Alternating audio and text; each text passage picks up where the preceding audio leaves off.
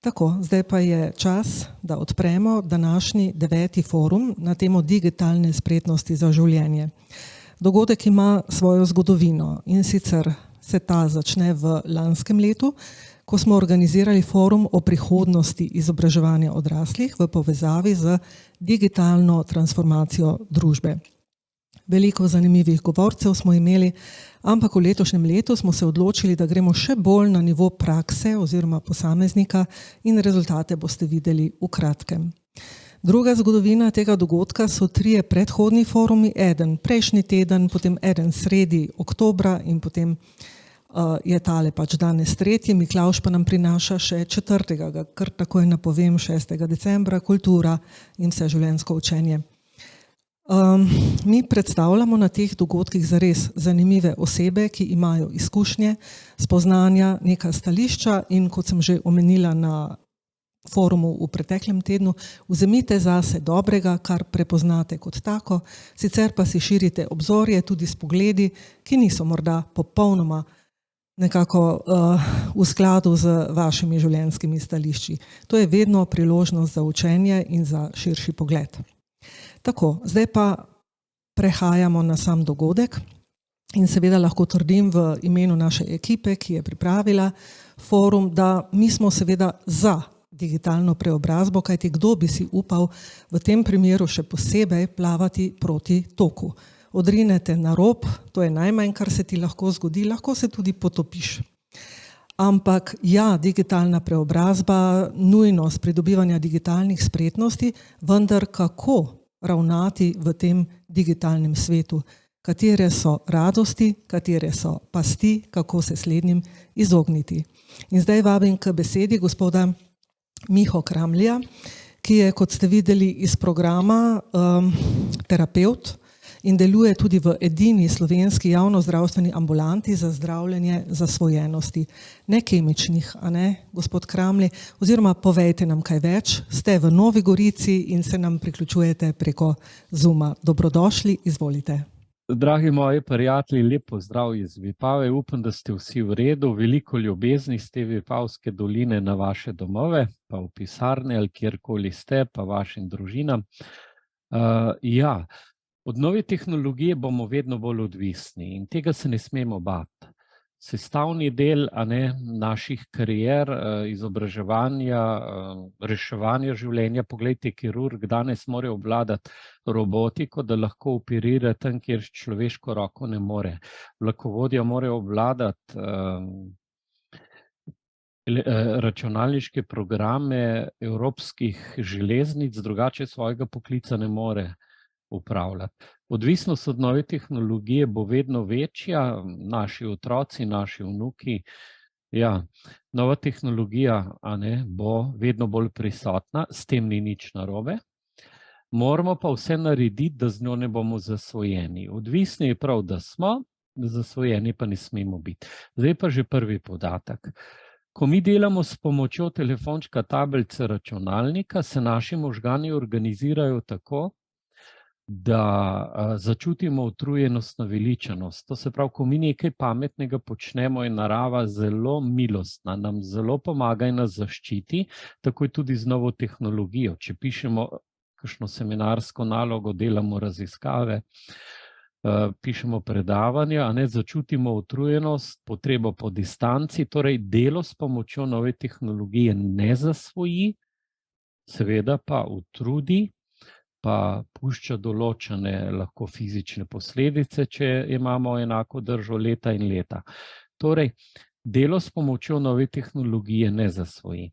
Kadar gremo pa mi na telefonček, tablico, na računalnik za zabavo, za sprostitev, na igrice, socialna omrežja, nastave, YouTube, takrat se pa naši možgani organizirajo, da začutimo potrebo bodi vedno dalj časa, vedno bolj intenzivno, vedno več tvegaj. To se pravi, kadar gremo za sprostitev, pa pride do čist drugačnega procesa kot pri delu. Torej, pri zabavi potrebujemo strukturo, potrebujemo neko zavestno odločitev, da bomo bdeli nad časom, da bomo bdeli nad svojimi čustvi, nad svojimi financami. Naj povem primer gospoda, ki je bil v obravnavi pri nas, izgubil je 25 milijonov evrov, njegova podjetja so zaradi tega, ker je lahko na telefonu igral s 3 igralnicami hkrati, pa bil na borzi, pa poker nadaljavo. Seveda, kaj se je zgodilo? Zgodilo se je, da je dejansko izgubil nadzor nad časom, nad financami, nad svojim čustvenim življenjem, tako je tudi, ne le, da so njegova podjetja v tujini in tudi v Sloveniji propadla, ampak je tudi njegova partnerska zveza, stik z otroki in seveda tudi stik sam s seboj zapadel v hudo stisko. Torej, zdaj smo že slišali, odvisnost je eno, zasvojenost je drugo. Delo s pomočjo nove tehnologije je eno, zabava s sprostitvijo nove tehnologije je drugo. Ko sem bil na Evropskem srečanju nevrologov, so tam povedali par podatkov, ki jih bi sedaj delil z vami, nekatere poznate. In če jih še enkrat slišite, ne bo čisto nič kodovalo. Ko mi odpremo telefonček, tablico, računalnik, se pojavi modra svetloba. Ta modra svetloba je velik kradljivec, velik roper hormona melatonina. In seveda, manj ko ga imam in dalj časa, kot sem pred temi zasloni, ga imam vedno manj in seveda pretirana izpostavljenost modri svetlobi povzroča stalno energetsko krizo.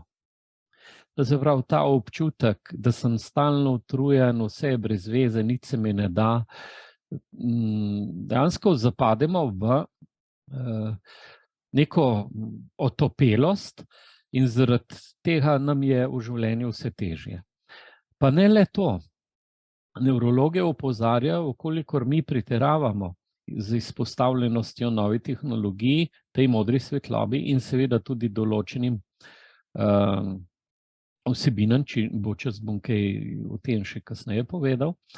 Gre za to, če imamo mi danes za cilj, da bomo, ne vem, dosegli v družini TNT načrte, v službi TNT plane, v nekih, rečemo, javnih aktivnostih TNT rezultate, mi to zadamo, mi si te cilje zadamo in če smo potem mi ure in ure dnevno izpostavljeni novi tehnologiji in potem čez eno leto vprašam, a imate še vedno iste cilje in načrte, boste po vsej verjetnosti rekli ja.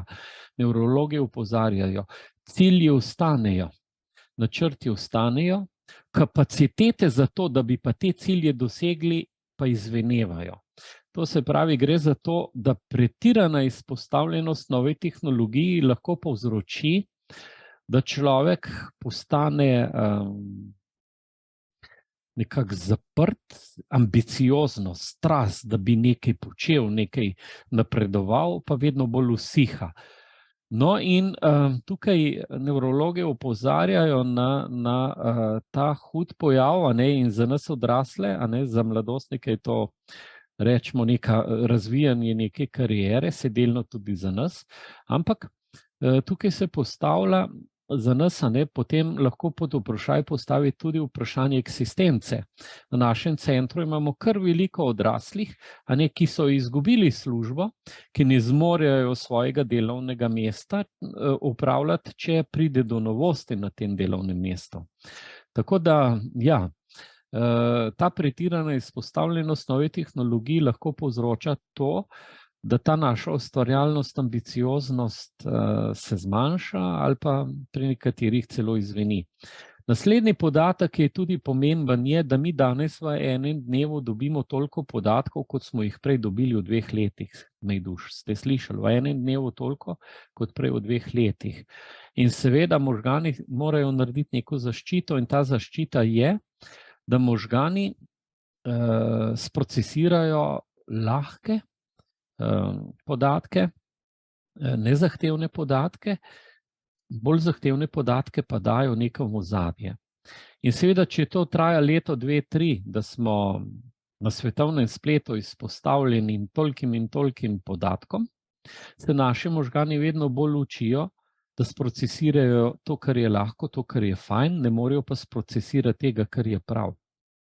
Jaz imam v terapiji, rečemo, nekega Filipa, doktor ekonomije, doštudiral, sedaj pri svojih 38 letih nima niti en dan delovne dobe. Okrog sebe ima 3-4 monitorčke, pa še nekaj telefonov. In seveda v enem mesecu, v tem zadnjem mesecu mi je med terapijo 2-krat zaspal. Seveda on je izpostavljen tej modri svetlobi, pa preživi večji del dneva in noči na igricah, na socialnih omrežjih. In seveda, kaj je prišlo? Prišlo je do tega, da je popolnoma nefunkcionalen. Kljub visoki izobrazbi ne more nekako poskrbeti zase, se preživljati. Zakaj, vam bi tukaj lahko precej razlagal, ker smo prišli do ozadja, zakaj je temu tako. Vendar, kaj povzroči ta pretirana izpostavljenost novih tehnologij? Popolnoma postane človek nefunkcionalen. Zdaj, po naših raziskavah in podatkih, ki jih naš center dela, imamo v Sloveniji okrog 2500 do 3000 mladih in tudi nekaj tisoč odraslih, ki so zaradi nepravilne uporabe nove tehnologije popolnoma nefunkcionalni.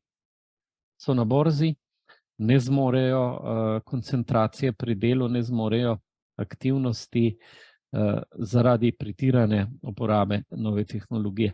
Glejte, tu je še en problem, mi v Sloveniji imamo nekaj smrtnih primerov letno med mladostnikami in odraslimi zaradi nepravilne uporabe nove tehnologije, nimamo pa protokola, ki bi beležil te smrti. Ko sem jaz enkrat javno povedal število, koliko jih v Sloveniji mladoletnih in seveda tudi odraslih umre zaradi nepravilne uporabe tehnologije, so me hitro utišali, zaradi tega, ker na mrliškem listu ne piše umrl zaradi te in te zasvojenosti, ampak piše ali nesreča, samomor. Torej nimamo izdelanega protokola in zato nimamo uradnega števila smrti zaradi pretirane uporabe nove tehnologije. Prav tako nimamo izdelanega protokola beleženja zasvojenosti odraslih. Zdaj, pri mladoletnih je to lažje, ker so svetovalne službe v šolah, ker le nekdo bolj odreagira in morajo poiskati pomoč. Zdaj, pri odraslih je pa to težje, ker redko kdo prostovoljno pride, razen če dobi ultimat v službi ali pa od partnerja, partnerke, potem se udeleži. Vendar naši podatki kažejo, raziskave kažejo, da imamo nekaj tisoč ljudi v Sloveniji, ki so zaradi nepravilne uporabe nove tehnologije nefunkcionalni. In seveda družba mora nekako poskrbeti za to. Zdaj, naslednji podatek, zdaj jaz imam plešo, pa trebuh, vi tega sicer ne vidite. Na svetovnem spletu smo deležni preko resničnostnih šovov, preko YouTube vsebin, preko raznih igric, resničnih kriterijev. To so neverjetni kriteriji. No, in zdaj, jaz to svojo plešo in trebuhom, meni svetovni splet sporoča, da sem grd. No, ampak jaz si vsako jutro v ogledalo pogledam in rečem dobro jutro, nimam s tem težave, samega sebe sprejemam, sam seboj izhajam. Ni pa nujno, da to vsi zmorejo. Ko ljudje v teh sublimalnih sporočilih, ki so preko resničnostnih šovov, preko glasbe, preko YouTubeov, ko prodirajo v miselni sistem vsi ti kriteriji, se usedajo v podzavest. In seveda zdaj je tako, oni rečejo, Kramli, ti si grd, ampak ne ostanejo pri tem. Oni rečejo, mi imamo rešitev zate. Mi imamo rešitev zate in rečejo in mi pošljajo link, pejdi na ta in ta link in ko boš na tem, ko sem jaz na tem linku, mi rečejo, daj nekaj naredi za to, da boš poglihal nos, da boš štrleča ušesa popravil, da boš ne vem, ustnice si napihnil. In zdaj jaz temu sledim in vsakič, ko nekaj popravim, ugotovim, da mi zaradi tega ni nič boljše počutje. Jaz dejansko lahko sledim vsem tem trendom, navodilom, ampak počutje pa ni nič boljše. In seveda, jaz vsem v temu sledim, zapravljam denara, za vse te zadeve in kaj se potem zgodi. 40 let je takoj, 50 let si takoj star in ugotovim, da kljub temu, da sem sledil vsem tem trendom, moje stanje ni nič boljše in se začnem pritoževati. Se pritožujem, zakaj ni stvar nič boljša, če sem vsemu temu sledil, oni mi pa odgovorijo, zaradi tega, ker nisi dosti verjel. Se morate misliti, mi rečejo, nisi dovolj zaupal, nisi dovolj verjel. No in tako imamo ogromno odraslih ljudi, ki preko svetovnega spleta, preko vseh teh raznih socialnih omrežjih izgubijo samozavest in samopodomo. In to odrasli ljudje, ki potem ne upajo iti iz hiše ven. Povem primer sodelovanja na resničnostnem šovu enega možakarja. Slovenija ima talent, ko je tekmoval in potem je zapel in so se mu vsi posmehovali, on tega poraza ni mogel sprijeti. In je zapadel v hudo depresijo, sedaj je dejansko potem izgubil službo, socialni problem. To se pravi, človek samega sebe ne pozna in dejansko gre nekam pod vtisom določenih teh sporočil sublimalnih, tvega, sebe pa ne pozna in nisi ocenil prav, nisi ocenil, ja kaj pa bo, če mi ne bo uspelo, pa če pride do tudi kakšnih napak, a bom jaz to prinesel ali ne. In on je šel, se je izpostavil in seveda je zapadel zaradi tega kar v hude težave.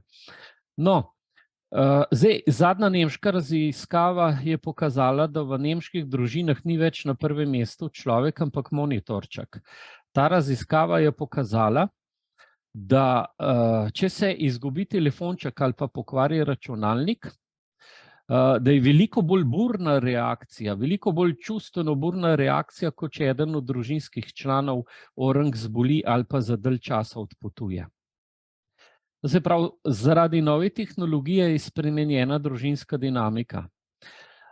Druga raziskava je pa pokazala, in dejansko, če boste sedaj te 3 minute, 4 minute poslušali in boste skoncentrirani in da se vam to usede v srce in v spomin, je namen tega predavanja dosežen. Torej, sedaj sledijo 4 pomembne minute. Raziskava, ta druga, je pa pokazala, da tam, kjer smo v družini sposobni 2 do 3 uri na dan biti skupaj, igrati šah, delati na vrtu, gremo skupaj hoditi, si ogledamo skupaj film, skupaj skuhamo. Če znamo biti 2 do 3 ure povezani v družini, možgani proizvedejo dovolj potrditvenih občutkov. Torej, mi ne potrebujemo telefona in tablice, zato da si imamo fajn in dobro, ampak potrebujemo drugega. Še enkrat.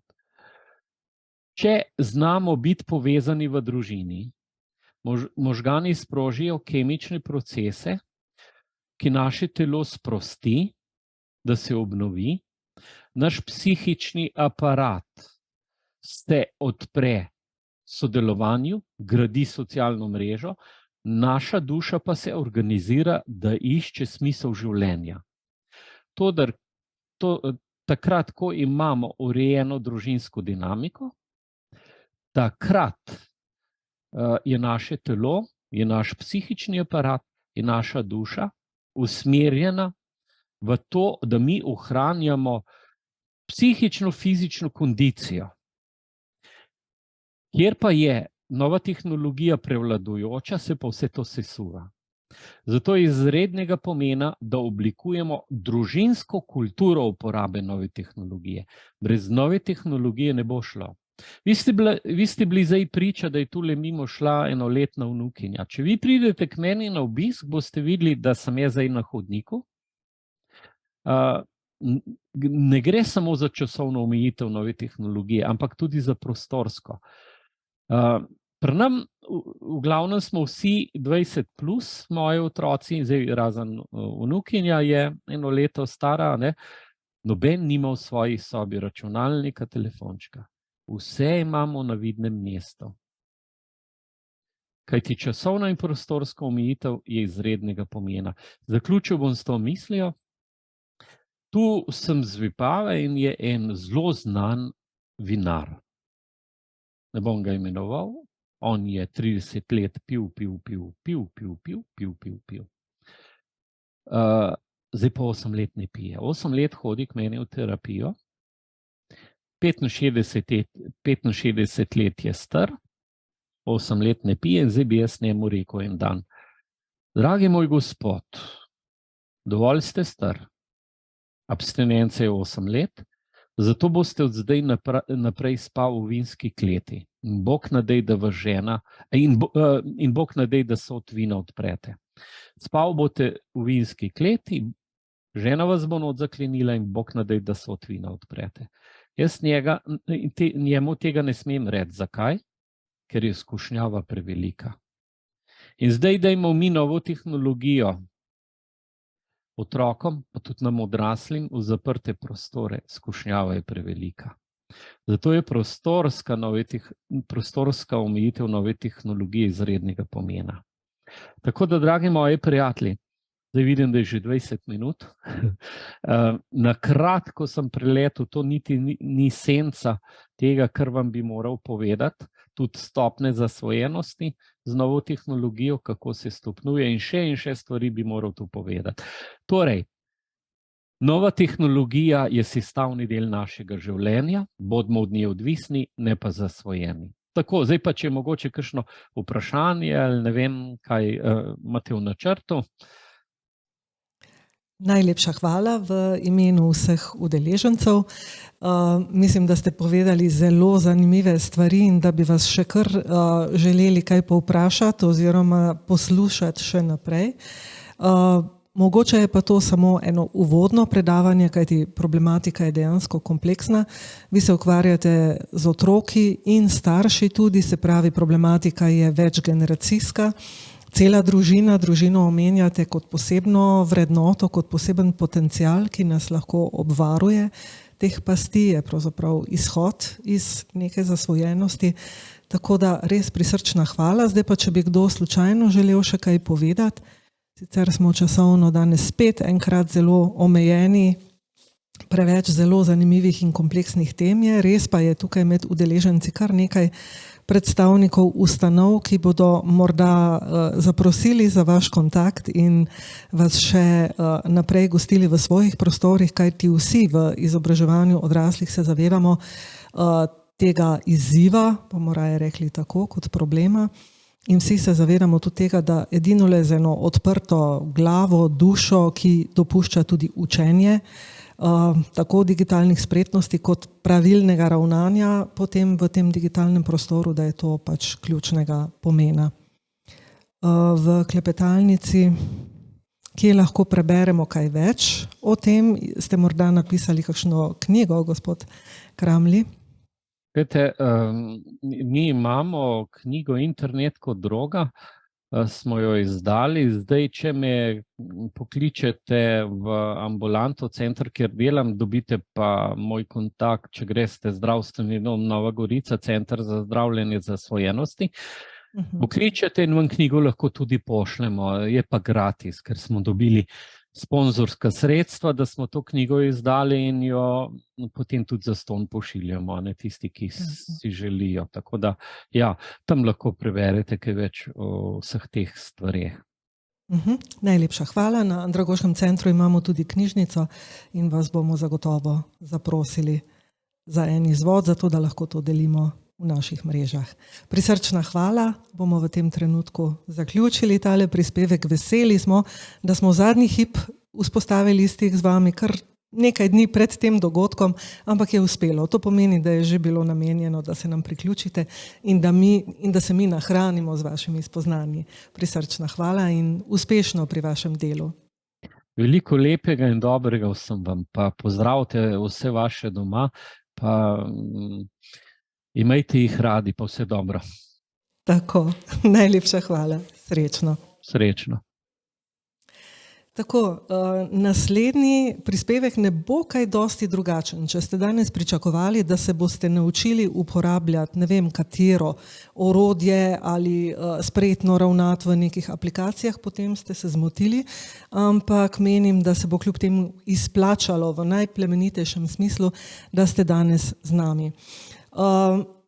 Izredni profesor, dr. Dan Podjed, v prvi vrsti antropolog, tako da zares gleda na stvari zelo široko, prav posebej pa ga zanima ta digitalna, torej tehnologija, pravilno razmerje med ljudmi in tehnologijami.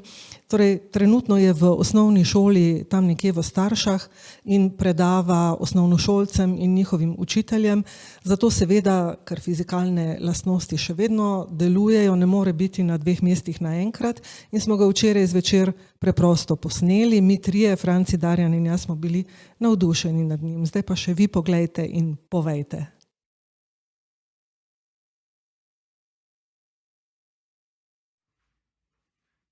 Pozdravljene, pozdravljeni ljudje na drugi strani ekrana. Živimo v nenavadnem času, v času, ki se mu reče čas digitalne preobrazbe.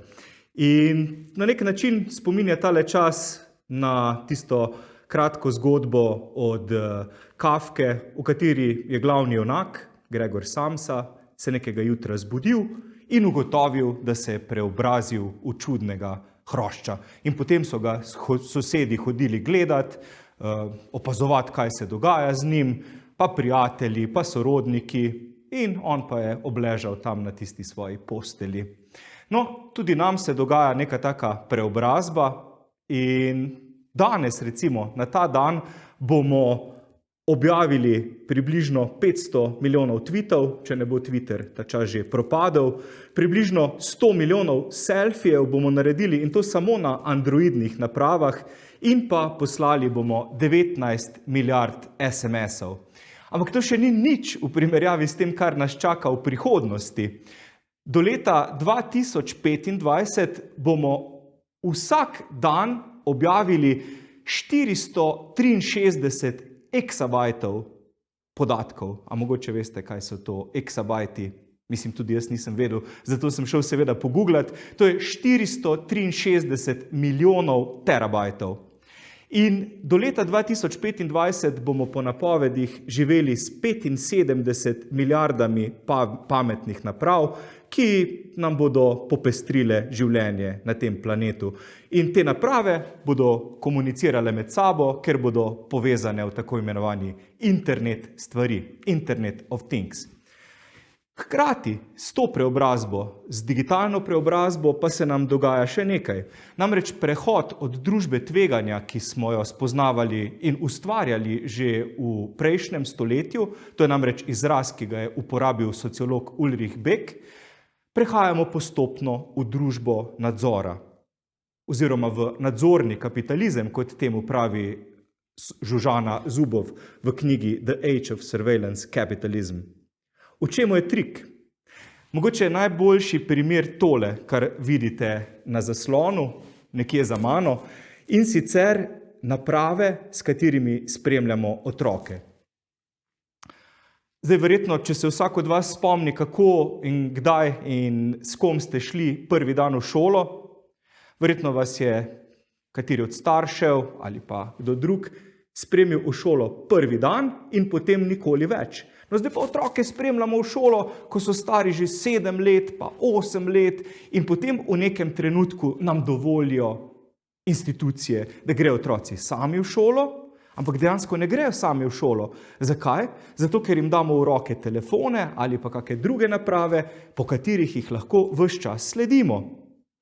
In lahko otroku nastavimo celo digitalnega električnega pastirja, recimo 500 metrov od doma, in takoj, ko prestopi to magično mejo s telefonom, recimo, ali pa z zapestnico, dobimo potisno sporočilo.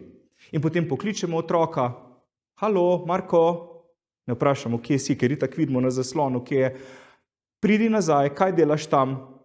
In kaj dobimo na dolgi rok na ta način? Najprej dobimo otroke na daljinsko upravljanje, to jih že imamo, sčasoma pa dobimo še neavtonomne državljane, ki so ves čas pod nadzorom. In to je zgolj majhen primer tega, kam gremo in kako hitro gremo v smer nadzorne družbe. Na Kitajskem je znan precej večji primer tega, ki že zdaj poskusno deluje na majhnem ozorcu nekaj milijonov državljanov, in sicer tako imenovani sistem družbenega razvrščanja oziroma družbenih kreditov, ki deluje na ta način, da ima vsak državljan svojo kreditno številko, ki je odvisna od tega, kako priden je. Kaj recimo nakupuje? Torej, če kupujete cigarete, vam ocena pade. Zdaj se verjetno sprašujete, kako pa ve ta sistem, kaj kupujete. Je zato, ker plačujete z WeChatom oziroma Alipayem ali pa s kakim drugim sistemom plačevanja, gotovine praktično ni več, gotovina izginja, ravno tako kreditne kartice. Potem, kako redno plačujete dolgove, položnice. Če zamujate, ocena pade. Potem, kako komunicirate? Torej, če se pogovarjate grdo, če uporabljate grde besede po WeChatu, torej podobnem sistemu, kot je Messenger za komuniciranje, ocena pade. Ali pa bog ne daj, da kaj slabega poveste o predsedniku partije, takrat vam pa ocena resno pade, ali pa vas naslednji dan celo obiščejo na domu. Kakšna so vaša razmerja? Torej, od ocene vaših prijateljev je odvisna vaša ocena, tako da si je treba pametno zbrati pridne prijatelje, in pa kakšne so vaše navade. To pa spremljajo med drugim pametne kamere, tudi v predavalnicah, kjer potem študente recimo spremljajo kamere, jih prepoznavajo po obrazu in samodejno podajo oceno o tem, kako priden ali pa poreden neki študent recimo je, in dobi tudi on na koncu oceno za sodelovanje. Hkrati pa državljanom na cesti pada ocena, zaradi tega, če recimo prečkajo cesto, tam, kjer to ni dovoljeno. In potem se vam že na drugi strani pojavi, tam je pač na drugi strani zaslon prehoda za pešce, in tam je že vaš obraz, vaše ime in izpisano naslednjič bo pa tole 5 točk manj. In kaj je odvisno od vaše ocene? Od vaše ocene je odvisno vaše življenje. Torej, če vam ocena pade, recimo, zdaj si izmišljujem, pod 700 točk, ne dobite več vize za Evropsko unijo. Če vam pade pod 500 točk, ne dobite več kredita za nakup, recimo, stanovanja, ali pa ne dobite državnega stanovanja. Če vam pade še bolj, ne dobite več niti vozovnice za vlak. Tako da je treba se truditi, biti priden, ali pa če vam pade še bolj, bo država določila, kam lahko vpišete vaše otroke, v katero šolo. In zato se morajo ljudje ves čas truditi, dobiti boljšo oceno. Zato se sliši grozljivo, vem, ampak se mi tudi živimo v takem sistemu. Mi živimo v sistemu družbenega razvrščanja, družbenih kreditov. Pomislite, kaj vejo o vas banke, zavarovalnice, center za socialno delo in druge institucije, nadzorne institucije. Če bi vse te podatke združili, bi ravno tako ugotovili, da živimo v tovrstnem nadzornem sistemu. In pa kaj vejo o vas te inštitucije, ki so na zaslonu na levi strani? Facebook oziroma Meta, Twitter, Google, Amazon in pa za velikim kitajskim požarnim zidom, kot mu pravijo, Alibaba, Tencent. V bistvu Google ve o nas več, kot vemo mi sami o sebi, več kot vedo naši prijatelji o nas. Google ve ne samo, kaj bomo počeli danes, ve, kaj bomo storili jutri. In na eni strani so te institucije, na drugi strani pa so tiste institucije, ki jih naš način življenja ravno tako zanima. In zdaj, če spet pogledate na tole prosojnico, to ni nabor na desni strani ornitoloških društev, to so državne oziroma vladne institucije, ki jih izredno zanimajo naši načini življenja. Kot vidite, so si vsi zbrali za logotipe sove, orle, jastrebe in druge ptiče, ne po naključju. To so ptiči, ki dobro vidijo oddaleč, vidijo v temi in vidijo vse, vedo vse.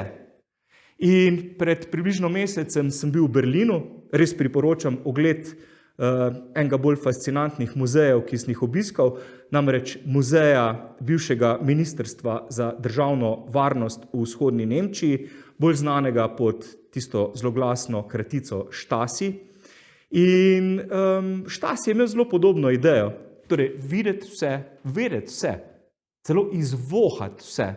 Tule na desni strani zaslona oziroma prosojnice vidite nek tak vrč oziroma kozarec z krpo in ta krpa je v bistvu vonj človeka, ki so ga spravili na zaslišanju in ga, pač ko je sedel na stol, ko so ga zasliševali, je bila skrita v stolu taka krpica, ki so jo zložili, dali v ta kozarec in potem s psi, če je bilo potrebno, izvohali dobesedno tega človeka. Torej, ideja Stasija je bila zelo podobna, videti vse, vedeti vse.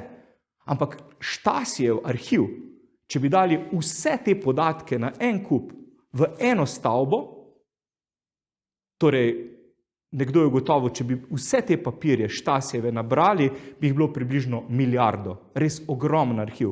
O tem, kaj so ljudje počeli, s kom so se pogovarjali, vsi prisluhi, vsa njihova dejanja so bila popisana. V vsakem bloku, recimo, je bil vsaj en vohun, ki je spremljal, kaj se dogaja v tej stavbi. No, in če bi vse te papirje, zapise o življenju ljudi dali v eno stavbo, v fascikle, zložili na police, bi bila ta stavba res ogromna, približno 150 krat 150 metrov.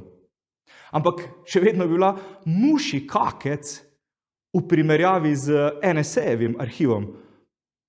Po podatkih, ki jih je razkril Edward Snowden, žvižgač iz NSA, ki je kasneje moral pobegniti iz države, je ta arhiv, torej NSA-jev arhiv National Security Agency, obsegal 5 zetabajtov.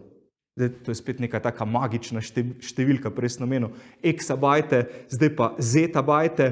5 zetabajtov je 5 milijard terabajtov.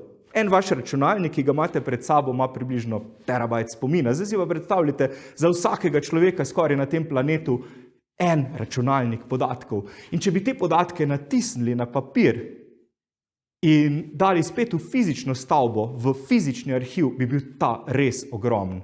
Zdaj, če si predstavljate, na sliki je tamle na levi, torej slika Stasijevega arhiva, desno pa je samo rob NSA-jevega arhiva. In zdaj si predstavljamo, da letimo višje. Zdaj vidite, to je še vedno samo rob NSA-jevega arhiva. In letimo še višje nad Berlinom. Zdaj se vidijo že ceste, pa jezera, ampak to je še vedno samo rob NSA-jevega arhiva. In tole je končna slika. Torej, arhiv, če bi ga zgradili fizično, in to so že podatki iz leta 2014, ko jih je razkril Edward Snowden, ampak če bi ta arhiv zgradili fizično, bi bil 2-krat večji od Evrope. To pomeni, da se zdaj uresničuje dejansko tista kratka zgodba od Jorgeja Luisa Borgesa o geografu, ki mu je kralj naročil, naj naredi najboljši zemljevid kraljestva. In kaj je naredil geograf? Naredil je zemljevid v razmerju 1:1 in zemljevid je prekril celotno kraljestvo. In v takem kraljestvu živimo danes. V bistvu so zemljevidi ne samo tako veliki kot ta kraljestvo, ampak večji dejansko od dejanskega družbenega sveta, v katerem živimo. Ko omenjam kraljestva, kam gremo naprej? Od te točke. Prva pot v prihodnost je ne digitalni kapitalizem oziroma nadzorni kapitalizem, ampak pravzaprav digitalni feudalizem. Pač posamezniki so si začeli lastiti ogromne dele digitalnega sveta, digitalnega prostora, pravkar je recimo Elon Musk kupil Twitter, torej dobesedno lastno kraljestvo za 44 milijard dolarjev. Torej, ena pot v prihodnost je ta, da bodo fevdalci si lastili naše podatke in spremljali naše načine življenja. Zakaj smo mi tlačani v tem sistemu? Zato, ker prostovoljno pravzaprav opravljamo tlako ali pa še plačamo celo za to. Ne? Samo malo bom rabil telefon. Zdaj imam še tu virtualno asistentko, ki mi je priskočila na pomoč. Z vsakim klikom na zaslon v bistvu opravljamo delček tlake. In zaslona se dotaknemo na dan 2617krat v povprečju. 2617krat. 300krat na dan pogledamo na telefon, če se kaj dogaja na drugi strani ekrana. In v ekrane pametnih telefonov, pazite, gledamo več kot 4 ure dnevno v povprečju. Pred ekrani smo v normalnem času, govorim normalnem zdaj, 8 do 9 ur dnevno, med lockdowni, popolnimi zaprti, med covidom pa smo bili pred ekrani 13 ur dnevno. To pomeni, da smo samo še, če spimo 8 ur, 3 ure dnevno odklopljeni od ekrana. To pomeni, da je to, kar se dogaja na ekranu, postaja pravzaprav resnična resničnost. In ta fizični svet na drugi strani ekrana postaja bolj virtualen kot to, kar je na zaslonu. Torej, to je ena pot naprej. Druga, podobno distopična, je digitalni totalitarizem, ki sem ga že prej omenil. In mnogi potem rečejo, ja, pa to je na Kitajskem. Ne, kot rečeno, ta sistem je zelo blizu. Recimo v Beogradu že uvajajo pametne kamere, več kot 1000 jih je po mestu, ki spremljajo, kdo so ljudje, ki hodijo po cesti, kdo so tisti protestniki. In kot je pojasnil Kai Strimater v knjigi We have been harmonized, je to, kar se razvija na Kitajskem, torej prepoznavanje ljudi s pomočjo umetne inteligence, dejansko operacijski sistem za diktaturo, ki ga lahko prodajo katerikoli tuji državi, in če jo želi seveda uvesti. Obstaja še tretji model, tretja pot v prihodnost, digitalna demokracija, ki pa je, to me malce skrbi, mogoče ta hip še najbolj utopična, ampak še vedno moramo stremeti k temu idealu. In bistvo tega modela je, kot bom pojasnil kasneje, da imamo nadzor nad svojimi podatki in da ohranimo možnost odklopa od ekranov. K temu, kot klopu, nam pomaga analogna preobrazba. Torej, to je nek paralelen trend z digitalno preobrazbo, ki sem jo omenil na začetku. Torej, ni nujno, da gremo samo v bolj digitalnega človeka prihodnosti. Lahko smo tudi analogni in živimo z umirjenimi tehnologijami. To je en tak razvojni model tehnologij za prihodnost, ki ga tudi sam res podpiram, si ga želim. Recimo, tule lahko vidite na ekranu kuhinjo prihodnosti.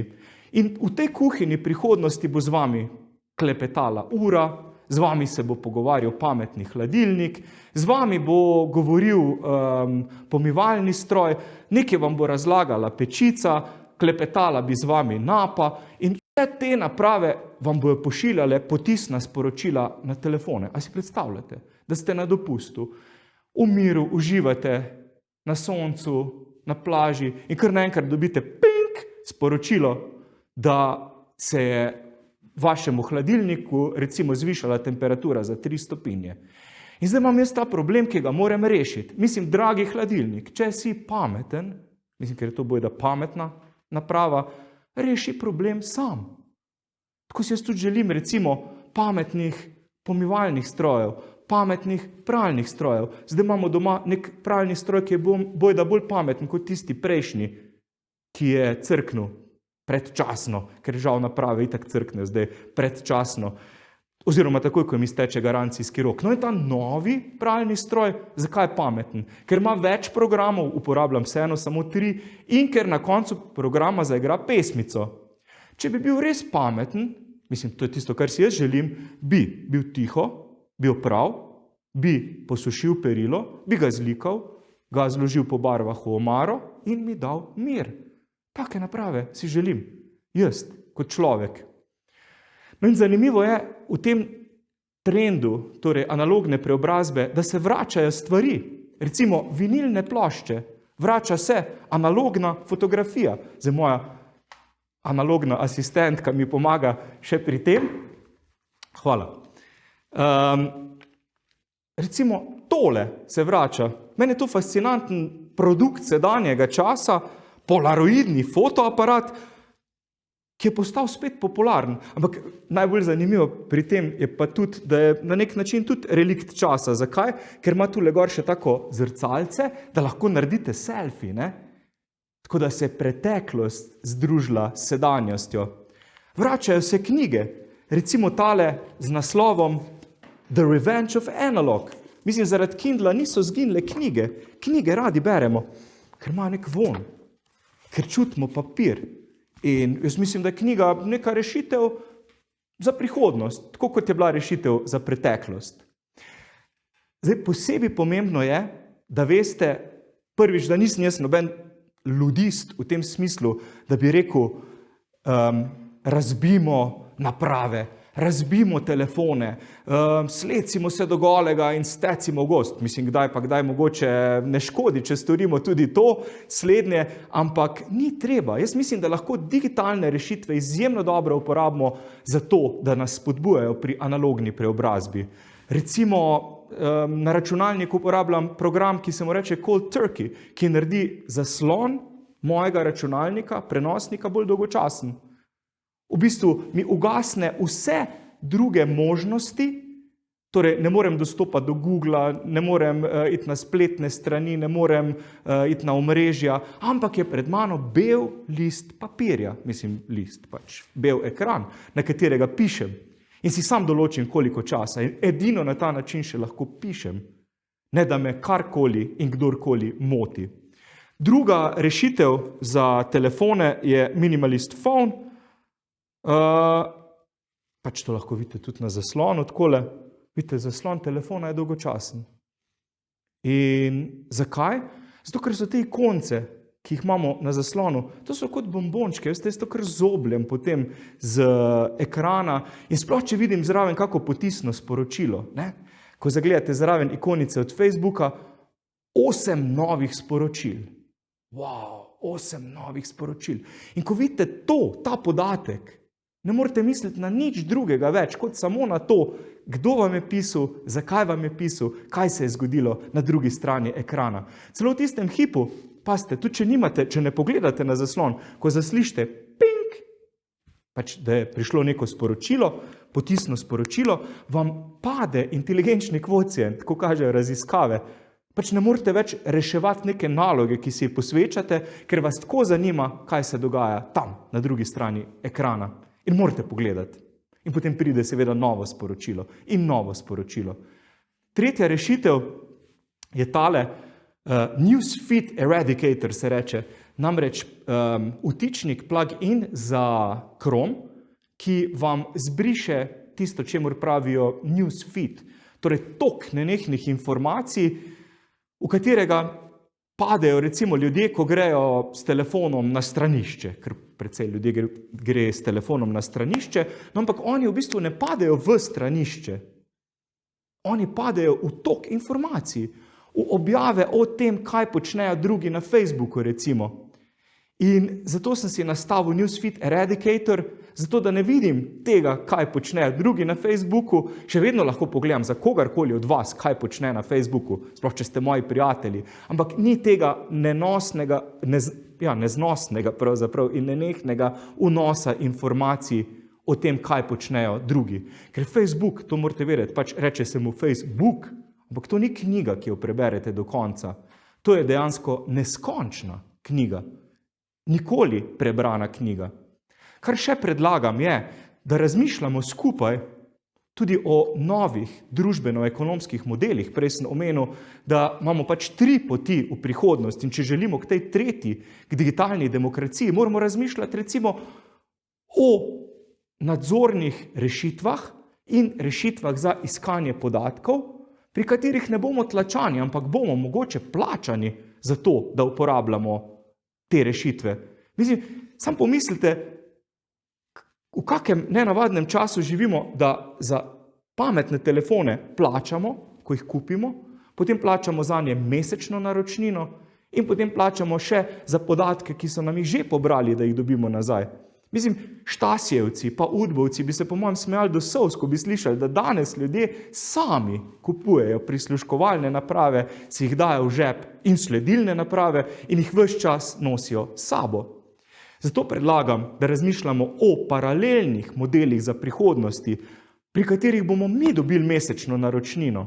Ne vem, mogoče zmišljujem si 10 evrov Googla, če se to podjetje tako imenuje, pa 8 evrov od Facebooka, pa 3 evre od Instagrama in tako naprej. Ampak razmišljati moramo o svojih podatkih, kako jih zaščititi, kako jih zavarovati in koliko so dejansko vredni. Ker, dragi moji, podatki so zlato in nafta 21. stoletja. Razmislite o tem, kdo je 10 najbogatejših ljudi ta hip na svetu in od česa živijo. 6 od 10 jih živi od naših podatkov. In pa še zadnje, mogoče bistveno. Nazaj k temeljem. 150 je mogoče najpomembnejša številka v našem življenju, pa pozabljamo na njo ali pa jo sploh ne poznamo. To je tako imenovano Dunbarjevo število. Britanski antropolog Robin Dunbar je namreč ugotovil, da je od velikosti neokorteksa, torej možganske skorje primatov, odvisno, v kako velikih skupnostih ti primati živijo. In gorile recimo imajo razmeroma majhen neokorteks, živijo v majhnih skupnostih. Šimpanzi v večjih, bonobi, naši najbližji sorodniki, v še večjih skupnostih, ljudje, torej vrsta Homo sapiens, pa smo že v preteklosti živeli v velikih skupnostih, ampak ni nas bilo več kot 150. Ko se nas je nabralo več, se ti niso poznali med sabo. Pa ne, da niso vedeli na pamet, se tudi vi, verjamem, poznate več kot 150 ljudi, ampak niso vedeli, kakšna so razmerja, če jih je bilo več kot 150. In vem, da se mnogi kolektivi srečujejo s tem problemom. Ko jih je več kot 150, ne funkcionira več podjetje, organizacija, kot neka velika družina. In zato moramo res imeti v mislih te kognitivne omejitve Homo sapiensa. Torej, naši procesori niso bistveno napredovali v zadnjih 200 000 letih. V bistvu smo takšni, kot smo bili praktično. Medtem pa seveda se procesorska moč računalnikov oziroma njihovih procesorjev podvoji vsako leto in pol, sledi tako imenovanemu Moorovemu zakonu. Naši procesori pa ne. Naši procesori so pa navajeni majhnih skupnosti, ne pa skupnosti, v katerih je tako kot na mojem omrežju na Facebooku več kot 4000 ljudi. Kdo so ti ljudje? Jaz jih vse manj poznam. Vse manj od teh je tistih, ki dejansko spadajo v to mojo mikroskupnost. Pa ne samo na Facebooku, tudi na drugih omrežjih. Tudi na Twitterju, ki sem se ga pred kratkim znebil. Ubil svojega digitalnega dvojnika in se počutim bolje, razbremenjen. Tako da včasih je dobro storiti tudi kak digitalni samomor, ne škodi. In gremo nazaj k temeljem. Najdaljša raziskava Harvardske univerze, ki jo izvaja že več kot 80 let, je pokazala, kako bistvena so razmerja z bližnjimi. S tistimi, ki spadajo v to skupino 150. Pa še manj jih je pravzaprav. S tistimi res bližnjimi prijatelji. In spet, raziskave kažejo, da zato, ker živimo v času omrežij, tisočev šibkih povezav, zgubljamo močne vezi. V preteklosti smo imeli 5, 6, 7 prijateljev, danes jih je manj. 2, 3, 4. To so tisti ljudje, ki jih lahko pokličete kadarkoli in vam bodo pomagali z nasvetom. Teh je res malo, vse manj, ker moramo skrbeti za tisoče ljudi na omrežjih. No in ta raziskava, ki jo izvaja že 80 let, Harvardske univerze, in v kateri sprašujejo ljudi ves čas podobna vprašanja. Torej, zakaj ste srečni? Zakaj ste zadovoljni? Kaj je bistvo življenja?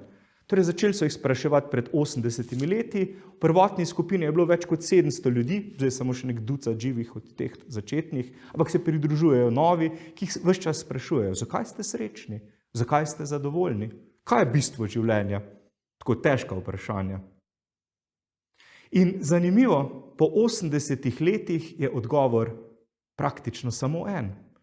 Ne zaradi materialnih dobrin, ne zaradi, ne vem, napredovanja v službi, ne zaradi ur preždetih pred ekranom, ne zaradi tisočev prijateljev na omrežjih, prijateljev v narekovajih, zato, ker mislim, da je to eden najbolj zlorabljenih izrazov, ta hip, prijatelj, ki so nam ga vzeli dobesedno in ga skomercializirali. Živimo v času inflacije prijateljstva. Torej, zaradi tega niso ljudje srečni. Zakaj pa so? Odgovor je, kot rečeno, praktično samo en. Zaradi razmerij z bližnjimi. Zaradi razmerij z sorodniki, prijatelji, tudi sodelavci, s tistimi, ki so nam blizu, ki jih imamo radi. In na to pozabljamo v času, ki mu rečemo čas digitalne preobrazbe. In zato je res pomembno, da se odklopimo. Odklop je prav tista bistvena beseda, za katero sem tudi jaz pripravljen plačati. A veste, jaz več plačam ta hip, da sem odklopljen od naprav, kot da sem priklopljen na nje. In biti priklopljen ni več nobena presežna vrednost ta hip. Biti odklopljen pa je tisto, kar si vse bolj želimo. Torej, odklop moramo postaviti spet v središče življenja. In jaz mislim, da je ta odklop tudi bistvo digitalne demokracije, da si ga lahko privoščimo, da si ga lahko dovolimo, da ga recimo delodajalci dovolijo zaposlenim, kar ni samoumevno, da ga dovolimo svojim otrokom, da lahko grejo sami v šolo. Torej, da se odklopimo in da se spet priklopimo drug na drugega, da si pogledamo v oči. Ker ta problem imamo, tu pa potem končam, da lahko oziroma moramo spet pogledati drugemu v oči, namesto da si ogledujemo odsev sveta in sebe na zaslonu. Recimo, še en tak primer za konec. Včasih sem tako kar pretresen, ko grem v vrtec ali pa v šolo, gledati te predstave, ki jih pripravijo otroci. Ne? In takrat vsi starši potegnejo telefone iz žepov in torbic in snemajo ta dogodek. Torej gledajo v ekran, ko pojejo otroci, ne vem, Baby Shark recimo ali pa katerokoli pesmico, ki so se jo naučili otroci zanje. In takrat dogodka ne spremljamo v živo, ampak prek zaslona. Kdo bo gledal to sicer kasneje? Zakaj ustvarjamo te posnetke? Zakaj se takrat ne posvetimo tistemu, ki se je potrudil za nas? Hvala.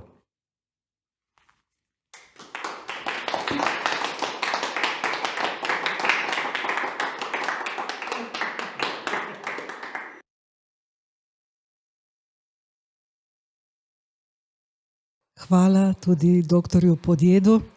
On nas je gledal včeraj ves čas v oči, v prenesenem pomenu besede. Danes, kakšno uro pred dogodkom, nas je poklical, vprašal, kako je uspelo in nam zaželel in nas tudi pozdravil, kar je nenavadno. Ampak ne boste verjeli, tudi gospod Marjan Ogorevc nas je zadnjič kontaktiral po dogodku sicer in vprašal, kako je bilo sprejeto in tako naprej. Tako da, ja, s pomembnimi, modrimi in prodornimi ljudmi se družimo na teh forumih in verjamem, da tudi vi beležite recepte, kajti reči, o katerih govorijo, so po svoje zaskrbljujoče, ampak ponujajo nam poti ven iz raznih pasti, iz ne tako ljubih situacij in ne vem, družina, stiki z najbližjimi, digitalna demokracija, umirjene tehnologije, analogne tehnologije, odklop.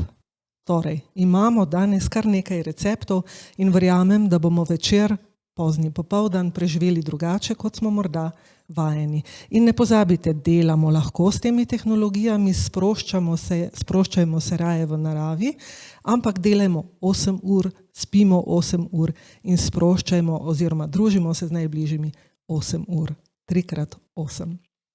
Tako, zdaj pa še zadnji prispevek v tem prvem delu, ki nosi naslov digitalna preobrazba da, toda kako.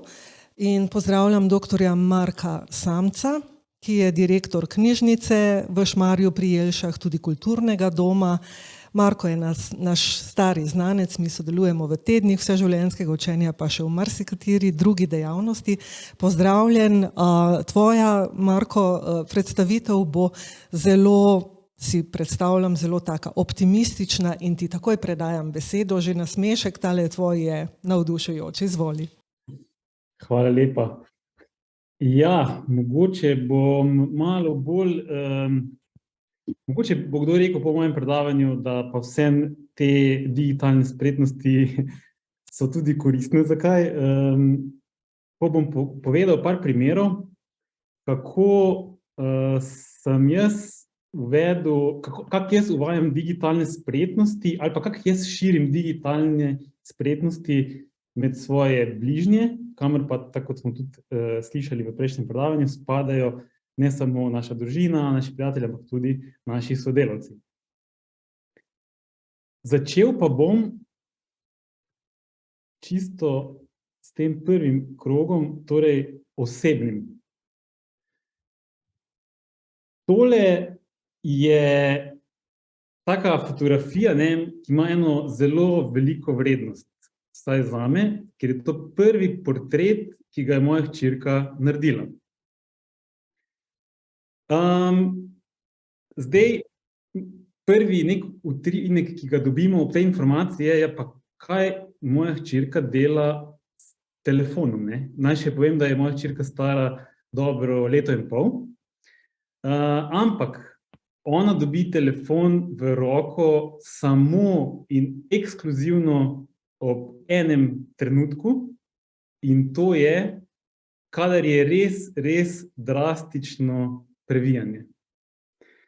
Takrat je to na nek način skoraj edina možnost, da lahko jaz sam njo previjem.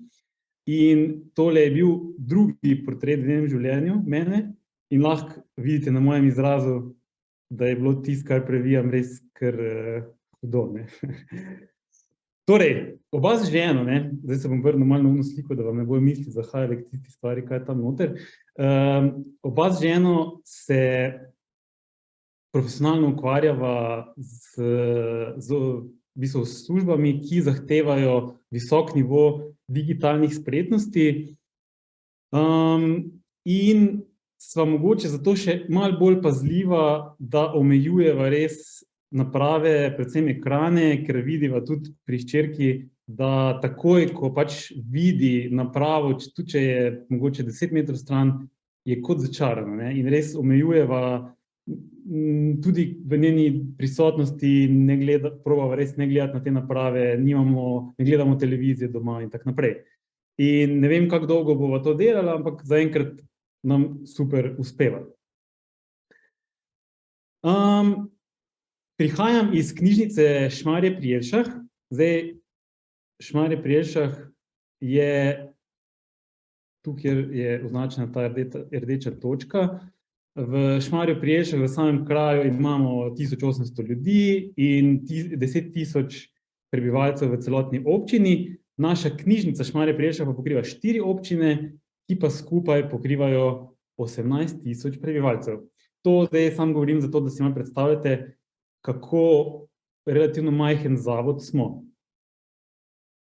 Zaposlenih je 14 ljudi in nismo samo knjižnica, ampak smo še kulturni dom in tudi muzej baroka. Se pravi, nekako 3 področja pokrivamo v našem zavodu.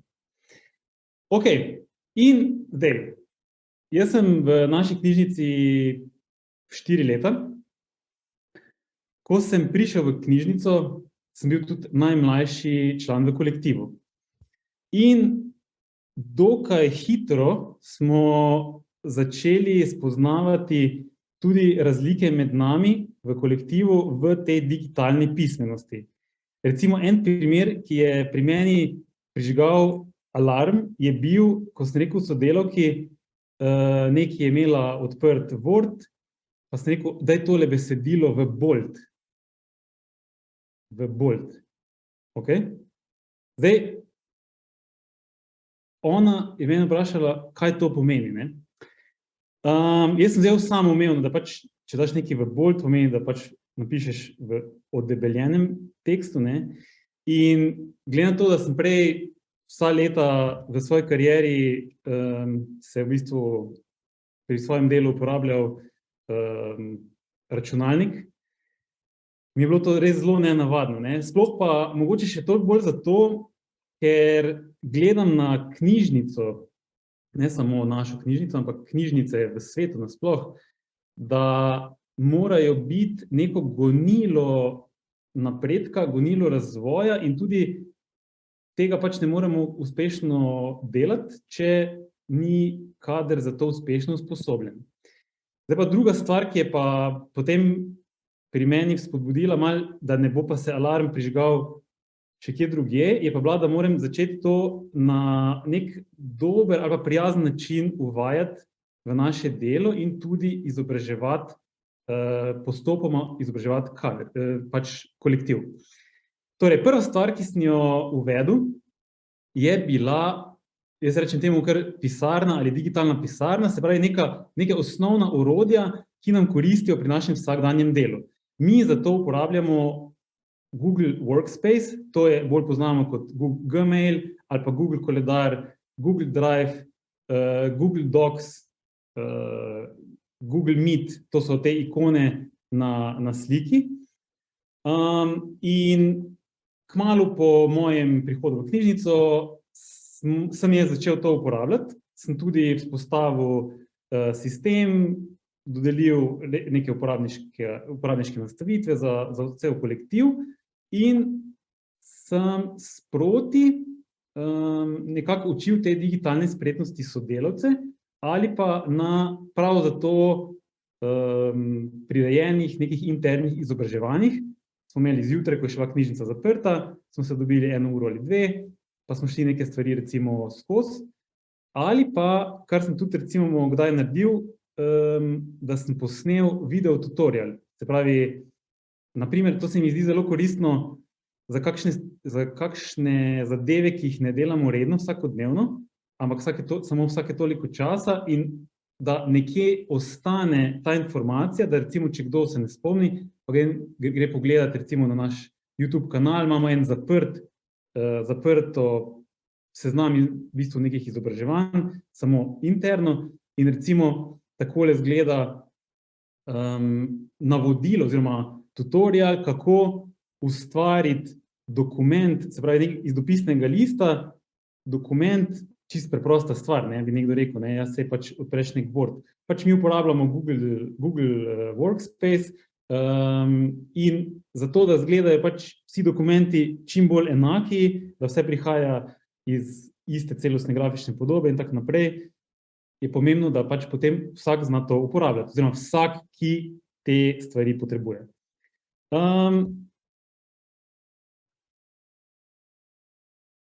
Tako. In moram reči, ne, da se je zadeva zelo dobro prijela.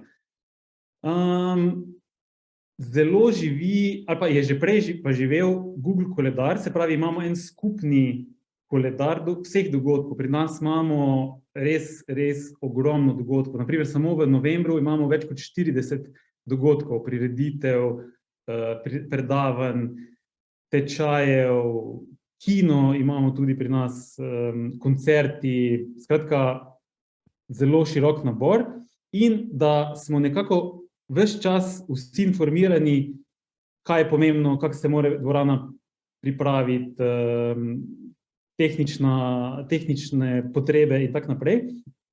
Imamo skupen koledar in tam noter vpisujemo prireditve, ta koledar pa vidimo seveda samo mi zaposleni. Ta stvar se je zelo prijela in kot rečeno in jo v bistvu smo še zelo nadgradili tudi v tem času. Mogoče bi tule sam še v bistvu k tem prejšnji informaciji povedal eno izkušnjo, ki sem imel, da jaz sem recimo bolj nočni človek ali pa bil bolj nočni človek, predno je v življenje moje prišla hčerkica in sem veliko svojega dela in teh mailov pisal po noči. In potem sem zaznal, ne, da je med sodelavci bilo rahlo nekaj nezadovoljstva, ne, da pač njim po noči jih pač na telefon dobijo obvestilo, mail je prišel, ne vem kaj sporočilo, karkoli. Tako da smo imeli tudi eno interno izobraževanje na to temo, ne, da pač naj si izklopijo te notifikacije, se pravi obvestila, ko niso v službi. Da če bo gorelo kaj, jih bom že poklical, ampak ne rabijo ves čas biti na napravah. Ker tudi jaz ne želim, da se od mene to pričakuje in tudi ne želim, da se od njih to pričakuje in zahteva. In tudi tega ne počnem. Tako da smo imeli potem en pogovor resen, da smo to nekako razčistili, da so tudi oni se zavedali, ok, tudi če on zelo pač skozi na to in zelo računalniško pismen, od nas ne zahteva, da smo pa tudi mi isto, ne? In tudi, da smo mi skozi to prisotni, kar smo odlično slišali tudi v prejšnjih 2 predavanjih. Ok, zdaj pa, če prevrtim čas 2 leti pa pol nazaj, marec 2020, korona, in to je pa ta drug primer, kjer smo se zelo, zelo učinkovito naučili digitalnih spretnosti v našem kolektivu, ko smo vzpostavili YouTube kanal. Zaprli smo knjižnico res dobesedno čez noč in smo se začeli spraševati po telefonu, po mailih, kaj zdaj? Bile so neke ideje, da delimo na naši spletni strani pa na socialnih omrežjih recimo pravljice, ki jih pripovedujejo profesionalni igralci slovenski. Tega je bilo takrat že kar nekaj. Ampak bolj ko sem razmišljal, mi smo knjižnica, mi smo v našem, torej majhni skupnosti, smo nek center kulturnega dogajanja ali pa nasploh družbenega dogajanja v naši skupnosti. In kaj zdaj, če mi torej samo širimo neke vsebine, jih delimo, ki ne nastajajo pri nas?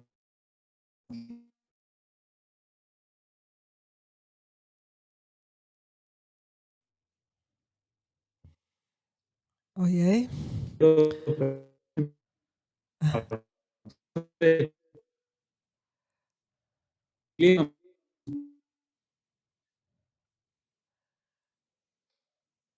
A smo skupaj? Se slišimo? Ja, Marko, nismo povezani oziroma zmanjkuje tvoj glas. Zdaj, mogoče nadaljuj pa, da vidimo. Ok, kje ste pa, kje smo ostali? Kakšno minutko nazaj. Ok, torej, YouTube kanal. Želeli smo vzpostaviti čim bolj osebni odnos, ohranjati čim bolj odnos naše knjižnice, naših knjižničark, naših mentorjev, ki sodelujejo pri številnih študijskih krožkih, vseživljenjskem učenju z našimi uporabniki. Torej, to nam je bil glavni motiv. Ampak nismo imeli pa znanja, da bi te vsebine prenesli na splet, oziroma kako posneti, kako zmontirati, kam jo sploh odložiti. In spet, čez en teden smo objavili prvi video posnetek, kjer smo povedali, da bomo ostali v stiku z vami, torej rekli smo, ostali bomo v stiku z vami, z našimi uporabniki, delali bomo pravljice za otroke, naprej bomo objavljali posnetke in vsebine, ki jih sicer pripravljamo v živo, celo urnike smo ohranili točno takšne, kot so bili v živo, in smo zagnali ta YouTube kanal. Zdaj, mogoče ta YouTube kanal poznate, tako da v tej bolj podrobnosti ne bi šel, bi pa povedal rezultate. Kaj je to? Zdaj, 2 leti pa pol smo objavili 682 videoposnetkov in dosegli skoraj 900,000 ogledov, 65,000 ur gledanja in 2,600 rednih naročnikov. To niso tisti gledalci, ki grejo na YouTube pa vpišejo Knjižnica Šmarje, to so res tisti, ki se naročijo tudi na naše sprotne vsebine, da vsakič znova dobijo potem tudi obvestilo, Knjižnica Šmarje pri Jelšah je objavila nov posnetek. V tem času je minilo 972 dni in s to statistiko lahko izračunamo, da beležimo 925 ogledov na dan, kar je nekaj norega, če lahko kar tako poljudno rečem. Mi nismo tega sploh pričakovali, sploh ne na začetku. Torej, na začetku je bil naš glavni motiv, zdaj, v tem trenutku, ko je vse zaprto, ko ljudje rabijo čim bolj videti, slišati recimo otroci slišati našo knjižničarko, na katero so navajeni, ki obiščejo našo knjižnico vsak recimo teden, enkrat na mesec, kakorkoli, ampak da slišijo, začutijo to našo, rečemo temu, energijo, dušo. Da bo pa to ostalo na dolgi rok tako uspešno, pa mogoče ni bil naš osnovni niti motiv, ampak kot lahko tudi vidimo iz tega podatka, torej število naročnikov skozi čas, še vedno narašča, praktično linearno, in pa tudi tale graf je pa morda še bolj zanimiv. Tukaj pa vidimo recimo število ogledov na določen dan in v septembra, potem pol leta po zaprtju, smo se že mi spraševali, a bi mogoče mi nehali delati videe, se pa da se bo vse odprlo, lahko ne. In smo se pametno odločili, smo rekli, ne vemo, kako bo, delajmo videe naprej, ljudem to veliko pomeni, pa bomo videli, kako se bo razvijalo. In če primerjamo recimo ta obdobja na isti dan, 19.9.2020, 21 in 22, vidimo, da je število ogledov vedno večje. Seveda poleti malo pade, pozimi naraste, ampak če isti dan recimo pogledamo skozi leta, je to res postala ena, sestavni del tudi naših storitev. Zato smo bili tudi nagrajeni s strani Združenja splošnih knjižnic in zelo smo veseli, da je tudi stroka prepoznala ta naša prizadevanja po ohranitvi odnosov, po ustvarjanju nekaj novega, po nekih združevanju analognega, digitalnega, kot nek nov doprinos, kot novo storitev za uporabnike. In kot rečeno, ta nova storitev, torej te naše video vsebine, naš YouTube kanal živi v sinergiji z dogodki v živo tudi zdaj še in bo tako se tudi nadaljevalo. Primer številka 3 naše digitalne spretnosti znotraj, rečemo, naše organizacije je bila uvedba nove spletne strani. Takrat smo spremenili tudi domeno, zdaj in pri YouTubeu in pri Google Workspace vsakič se pojavijo vprašanja v kolektivu, a pa to zdaj mi res rabimo, pa sej je bilo ok, tako, kak je bilo prej, ali pa neki dvomi, skratka, ki pa so res vedno manjši. Zato, ker skozi čas tudi zaposleni, kolektiv in nek naš ožji krog podpornikov vidijo, da so te naše odločitve, ki smo jih sprejemali, ali pot, po kateri smo šli, da je ta pot prinesla zelo dobre rezultate. In naprimer, ko, otrok na počitnicah na Bledu reče naši knjižničarki, a ti si pa knjižničarka, ko bere pravljice na YouTubeu, je to nekaj najlepšega, tudi kar lahko sam vsak soustvarjalec teh vsebin doživi. In to je tudi ta motivacija, ki nas potem nekako žene naprej. Spletno stran smo posodobili tudi z namenom od te poenotene celostne grafične podobe, predvsem pa tudi, da so vsi dogodki objavljeni, da je v bistvu tudi naše uporabnike nekako čim bolj v to digitalno spretnost, digitalno pismenost, mogoče silimo, ni prava beseda, ampak motiviramo. Naprimer, da je čim manj nekih pisnih, poštnih sporočil, da jih probamo navajati, da jim obvestila o dogodkih pošiljamo na mail ali pa da sami pogledajo na naši spletni strani. Seveda smo tudi iz Facebooka potem še nadgradili našo socialno družbeno prisotnost na Instagram. Tu še nismo tako močni, tudi ni še toliko časa minilo, ampak vse to, o čemer govorimo, je vedno tek na dolge proge, ker je treba iti počasi, postopoma, pa konstantno. Zdaj, z vami bi rad delil 3 misli. Tukaj so poimenovane kot modrosti, ampak mogoče to ni sploh prava beseda, ker mogoče ne bi res rad, da to deluje, kot da je tu neki, da to zgleda, kot da je nekaj pametnega, jaz pametni kot solim, ne? Ker pač vsi to vemo. Ne?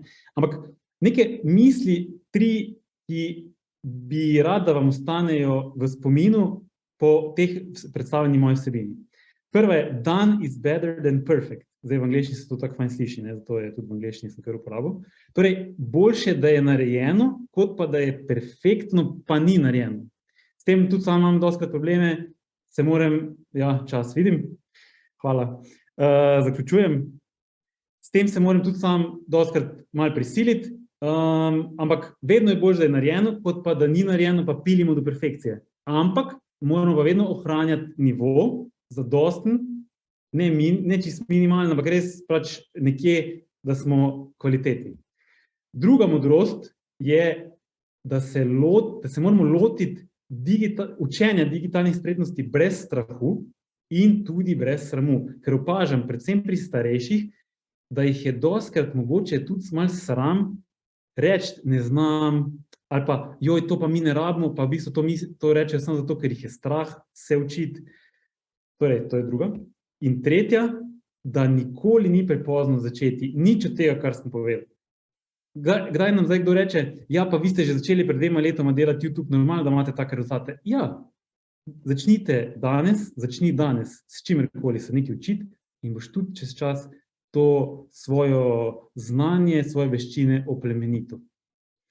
Tak malo hitrejši zaključek je bil, pa upam, da vseeno dovolj okej. Super, Marko, najlepša hvala. In tisto prej moje, jaz vedno pozabim, da sem tam pod kamerami, ne eno večjih, ko si povedal bolje, da je narejeno, kot da je popolno, sem tukaj mahala Darjanu, ker on je tak perfekcionist in večina njegovih izdelkov je perfektna, ampak včasih ima prav težave s tem. Tako se mi je zdelo, da je res zadelo žebljiček na glavico, no tako. Sicer pa čestitke v imenu vseh nas, ki smo imeli to možnost prisluhniti vsem vašim izkušnjam tam od previjanja naprej in verjamem, da bosta z Ajdo odlično vzgojila svojo Astrid, da bo postala ravno taka frikica digitalnega, ampak v pravi meri. Vi igrate zares pomembno vlogo, združujete kulturo in izobraževanje, vseživljenjsko učenje, tako da imate pomembno poslanstvo in menim, da ga zares uspešno in prodorno tudi izvajate in na ta način širite tale ne samo digitalni, ampak tudi on virus, ki sproža učenje v vaši skupnosti. Hvala lepa. In samo za 3 minutke smo prekoračili čas, menim, da je bilo vredno.